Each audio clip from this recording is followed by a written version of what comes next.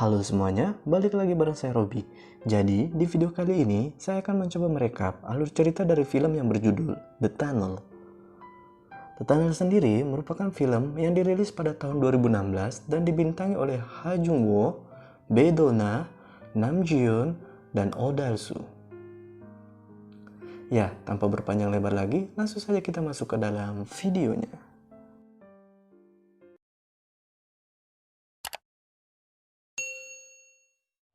Film ini dimulai dengan memperlihatkan seorang pria yang bernama Lee Jung So sedang mengendarai mobilnya untuk pulang ke rumahnya. Di perjalanan, ia menelpon istrinya untuk mengabari bahwa dia sudah berada di jalan dan telah membeli kue untuk pesta ulang tahun anaknya. Tak lama kemudian, dia harus melewati sebuah terowongan yang melintasi sebuah gunung. Saat sedang berada di dalam terowongan tersebut, tiba-tiba terjadi bencana yang menyebabkan terowongan tersebut runtuh dan menimpa mobilnya. Saat tersadar, ia menemukan dirinya sudah terjebak di mobil yang tertimpa reruntuhan dari terowongan tersebut. Ia pun segera menelpon untuk meminta bantuan. Tim penyelamat pun datang, namun ketika melihat kondisi terowongan yang runtuh, mereka pun tercengang karena terowongan tersebut benar-benar telah hancur. Akhirnya, tim penyelamat dalam jumlah besar pun diterjunkan ke lokasi kejadian. Sedangkan di tempat lain, istri Jung So yang sedang berbelanja melihat berita dan menemukan bahwa suaminya menjadi korban yang terjebak di reruntuhan terowongan tersebut. Jung So yang sedang terjebak dan tidak mengetahui kondisi di luar, tiba-tiba menerima sebuah telepon yang ternyata dari seorang wartawan. Wartawan tersebut pun memberitahukan kondisi di luar kepada Jung So dan memberitahu Jung So bahwa tim penyelamat memerlukan waktu yang lama untuk mengeluarkannya. Mendengar hal tersebut, Jung So pun segera menelpon tim penyelamat dan ia terhubung dengan ketua dari tim penyelamat yang bernama Kim Dae Kyung. Dae Kyung pun mencoba menenangkan Jung So yang panik dan bertanya tentang persediaan makanan atau minuman yang dimiliki oleh Jung So. Jung So pun menjawab bahwa dia memiliki 2 botol air dan 1 buah kue. Dae Kyung pun memberitahu Jung So untuk menghemat airnya agar cukup untuk 7 hari ke depan dan bertanya kepada Jung So tentang seberapa dalam dia masuk ke terowongan tersebut sebelum terowongan tersebut runtuh. Setelah mendapat sedikit informasi, dia pun berjanji kepada Jung So bahwa tim penyelamat akan menolongnya dengan sekuat tenaga mereka. Tim penyelamat pun mulai menyusun rencana untuk menyelamatkan Jung So dan mencari tahu titik koordinat di mana Jung So berada. Langkah pertama yang mereka lakukan adalah mereka menerbangkan drone masuk ke dalam terowongan untuk mengetahui seberapa jauh terowongan tersebut runtuh. Namun, drone tersebut tidak dapat masuk terlalu jauh karena kehilangan sinyal. Akhirnya, Dae Kyung pun memberanikan dirinya untuk masuk ke dalam terowongan tersebut dengan menggunakan mobil bersama salah satu anggotanya. Setelah sampai di titik terowongan yang runtuh, Dae Kyung pun turun dari mobilnya untuk mengecek kondisi di tempat tersebut. Namun dia dikagetkan oleh anggotanya yang tiba-tiba membunyikan klakson mobil. Dan ternyata bunyi klakson mobil itu didengarkan oleh Jung So dan segera menelpon Dae Kyung untuk mengatakan kepada Dae Kyung bahwa dia mendengar suara klakson mobil. Dae Kyung pun merasa sangat senang dan berkata kepada Jung So bahwa kemungkinan dapat lebih cepat mengeluarkan Jung So dari reruntuhan. Namun tiba-tiba terowongan tersebut kembali runtuh dan hampir saja menimpa Dae Kyung bersama dengan anggotanya. Untung saja Dae Kyung berhasil keluar sebelum ia tertimpa runtuhan. Dae Kyung pun segera menelpon Jung So untuk menanyakan keadaannya. Dan Jung So memberikan informasi bahwa dia melihat ventilator dengan tulisan nomor 3 tepat berada di depan mobilnya. Setelah mendapat informasi tersebut, tim penyelamat pun mulai melakukan penggalian di titik yang diperkirakan tempat beradanya Jung So. Pada hari ketiga pencarian, Jung So mulai mencari barang-barang yang berada di mobilnya yang dapat membantunya untuk bertahan hidup.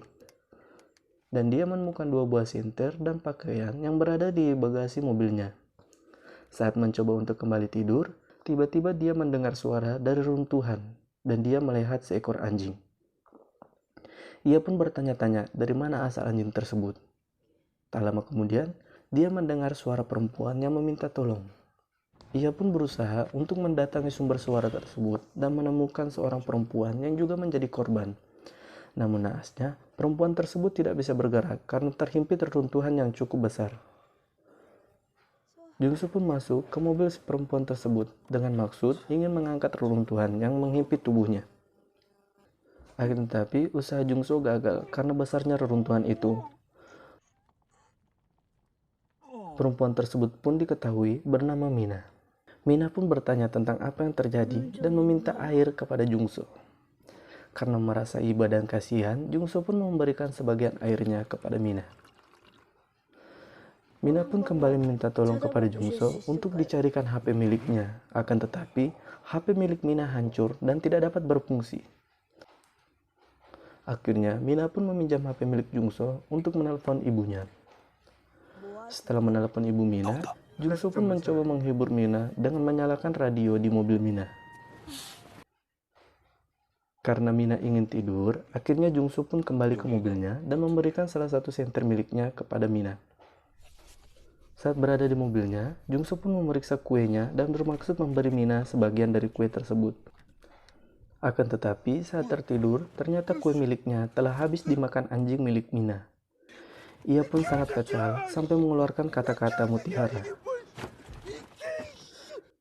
Tak lama, Mina kembali memanggil Jungso, dan Jungso pun mendatangi mobil Mina. Mina menanyakan kapan tim penyelamat akan tiba dan berkata bahwa pinggangnya terasa sangat sakit. Dan dia juga merasa kesulitan untuk bernapas. Ia juga kembali meminta sedikit air kepada Jungso, dan Jungso pun harus kembali ke mobilnya untuk mengambil air. Namun saat kembali ke mobil Mina, ia mendapati Mina sudah tidak bergerak. Ia pun berusaha memindahkan runtuhan yang menghimpit tubuh Mina. Dengan sekuat tenaga, ia pun berhasil memindahkan reruntuhan tersebut dan melihat ternyata perut Mina tertusuk besi dan Mina telah tewas. Ia pun merasa sangat bersalah karena tidak bisa menolong Mina sejak awal. Ia pun menutup jenazah Mina dengan jas miliknya dan kembali ke mobilnya. Jungsu pun kembali menelpon Daekyung untuk menanyakan keadaan berapa lama lagi dia bisa keluar. Daekyung pun menjawab bahwa tim penyelamat membutuhkan waktu setidaknya 10 hari lagi untuk menembus lokasi Jungso dan menyarankan Jungso untuk menampung urinnya sewaktu-waktu bila air minumnya habis. Tak lama kemudian, puing-puing yang berada di sekitar mobil Jungso kembali runtuh hingga menciptakan ruangan yang cukup luas. Jungso pun keluar dari mobil untuk mengeceknya dan ia menemukan tetesan air hingga akhirnya ia kembali memiliki harapan untuk bertahan hidup. Pengeboran pun terus dilakukan hingga akhirnya tim penyelamat berhasil menembus lapisan beton terowongan. Namun setelah dicek kembali, ternyata tim penyelamat mendapatkan gambar rancangan terowongan yang salah, hingga titik pengeboran pun salah. Awalnya mereka mengira terowongan tersebut memiliki 7 ventilator. Namun, setelah dicek kembali, terowongan tersebut hanya memiliki 6 ventilator, sehingga 17 hari penggalian mereka berujung sia-sia. Dan mereka pun harus kembali menggali mulai dari awal. Daekyung pun menelpon Jungso dan hanya bisa meminta maaf kepadanya sambil menjelaskan situasi yang terjadi. Mendengar hal tersebut, Jungso pun sangat frustasi dan kehilangan harapan.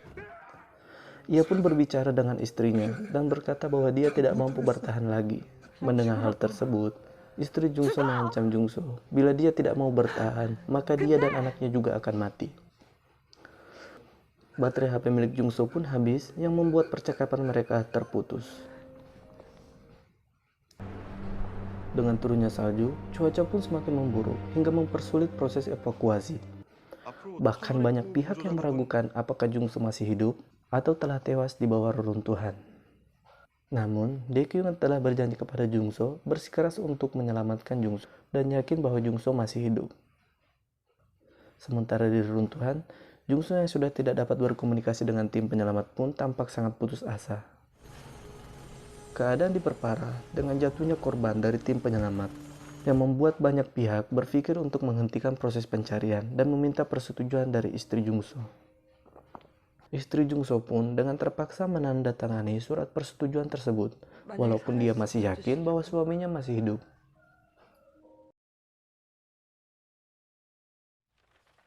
Dan dia pun mendatangi stasiun radio yang biasa Jungso dengarkan untuk mengucapkan semacam salam perpisahan dan memberitahu Jungso bahwa pencarian akan dihentikan.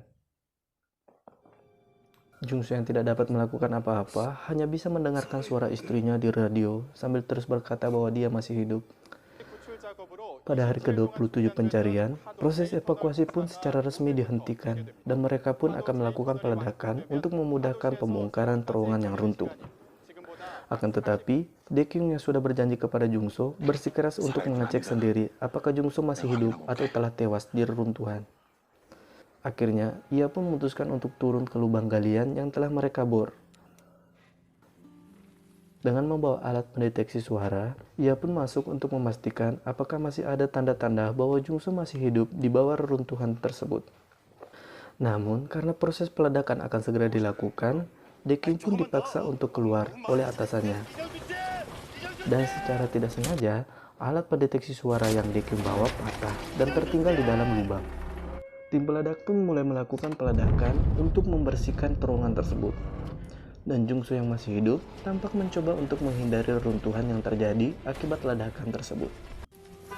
Sebagai usaha terakhirnya, ia pun membunyikan klakson mobil milik Mina dan ternyata hal itu berhasil didengarkan oleh Daekyung dan segera meminta tim peledak untuk menghentikan proses peledakan. Dan tepat pada hari ke-35, akhirnya Daekyung bersama dengan timnya berhasil mencapai titik di mana Jungso berada dan menemukan Jungso tepat berada di samping mobil milik Mina. Mereka pun segera melakukan evakuasi dan Jungso pun berhasil dikeluarkan dari runtuhan tersebut.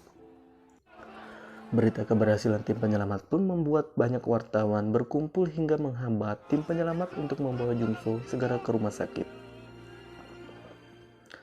Karena merasa kesal, Jungso pun berbisik kepada Daekyung dengan berkata, akhirnya, setelah mengumpat, Jungso pun dibawa ke rumah sakit dan berhasil diselamatkan. Dan di ending film, Jungso tampak sangat ketakutan saat akan melewati terowongan.